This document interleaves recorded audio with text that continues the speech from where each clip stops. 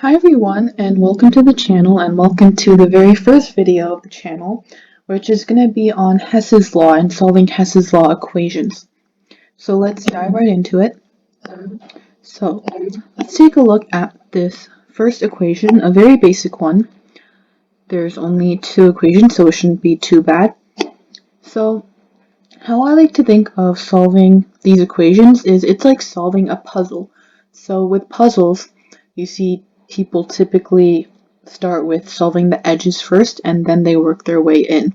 It's the same with this type of puzzle, but instead this strategy that we're going to use is we're going to look for species in the net equation that are found only once in your top two equations. So what I mean by that is, for example, this NO2 here and this NO2 here. Because the NO2 here is only found once among both of these equations, because it's not found in our second equation at all, we know that this needs to directly translate down to here. So because this NO2 has a coefficient of 2 for both, and they're both on the left side of the equation, or the reactant side, so our first equation is just going to directly translate down, so nothing's going to change. So we can just rewrite it down here.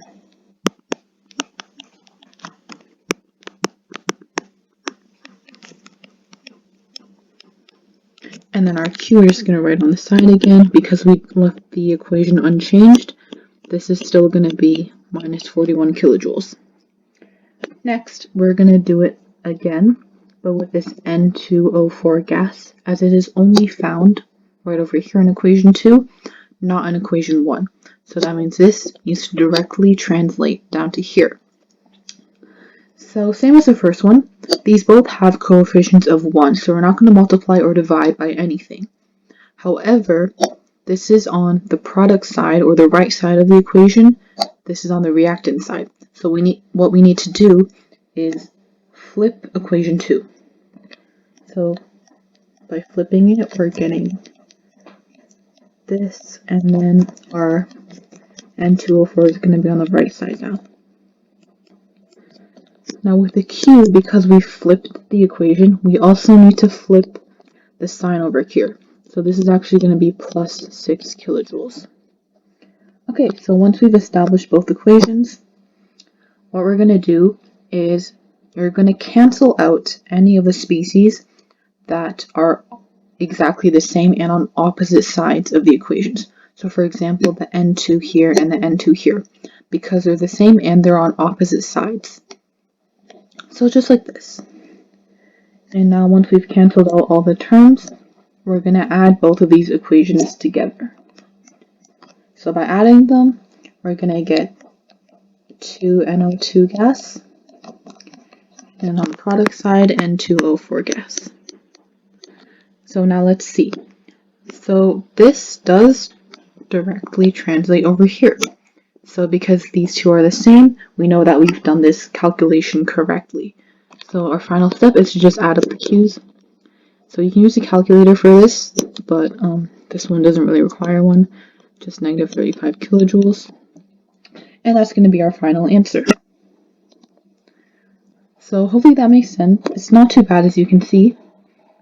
So with that, we're done. And now let's move on to the next problem, which is a bit different. This one has 3 equations, but it's really the same process, and it's still not too bad. In fact, most of these Hess's law equations consist of 3 equations, I would say. That's the most common. So, like before, I'm going to draw a line. I just like to draw the line to separate it. So, same as before, we're going to look for the species in this equation that only occurs once in these 3. So for example, this carbon, I can see that it's only found over here, therefore this needs to directly translate over here. So both of them have a coefficient of 1, and both of them are on the left side, or the reactant side. That means this is going to remain untouched. So this remains untouched. We're just going to directly just copy this down here.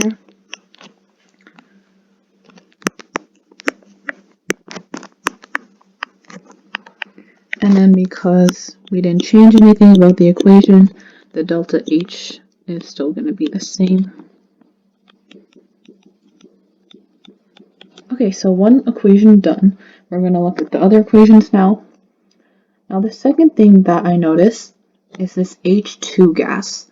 Now this H2 gas is only found here in equation 2. So same as before, this needs to directly translate over here. How do we do that? Well, all we need to do is multiply this entire equation by 2, as there's a coefficient over here. So this is going to give us 2H2 gas plus 1O2. I'm not going to write the 1. And then 2H2O liquid. Now because we didn't flip the equation, but we did multiply by 2, we also need to multiply the enthalpy by 2. So we're going to do negative 285.8 times 2, which is giving me negative 571.6 kilojoules per mole. Okay, great. And then our final equation, we see we have this CH4, this methane gas, and the methane over here, because it only occurs here, and it's on the same side, it has the same coefficient. We're not going to touch this third equation. So we're just going to directly translate it.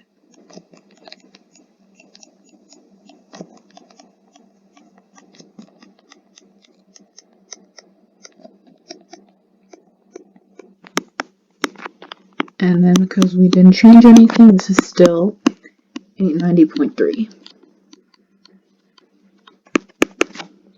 So just like before, we can go ahead and cancel some things out. So the same rule as before, they need to be of the same species. The coefficient does not have to be the same, but they need to be the same, molecule, and they also need to be on opposite sides. So this CO2 gas is out. These two H2Os are also out, and also, if we notice here, we have this 2O2 gas, and here on these two equations we have two O2 gases, but they have a coefficient of 1. So when these two are added together, it's going to give us 2O2 gas, which is going to cancel out here. So basically what we can do, we can just cross all these out together.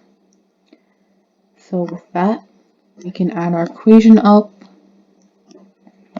which is going to be carbon plus 2H2 gas, giving us methane, or CH4 gas. And let's see, this is the same as up here, which is good, which is what we want. So that gave us the go-ahead to add all the enthalpies up. So I'm going to take my calculator and just add these up.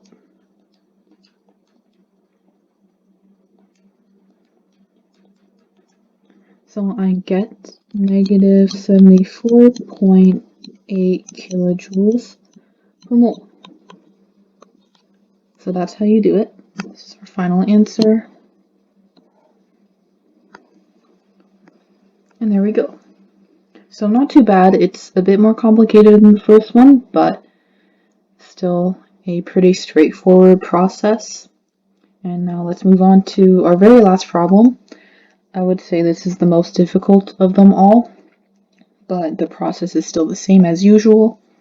So, by the way, this is our net equation. They've moved it to the bottom this time. So, what we're going to do, the same thing. So, I'm looking here.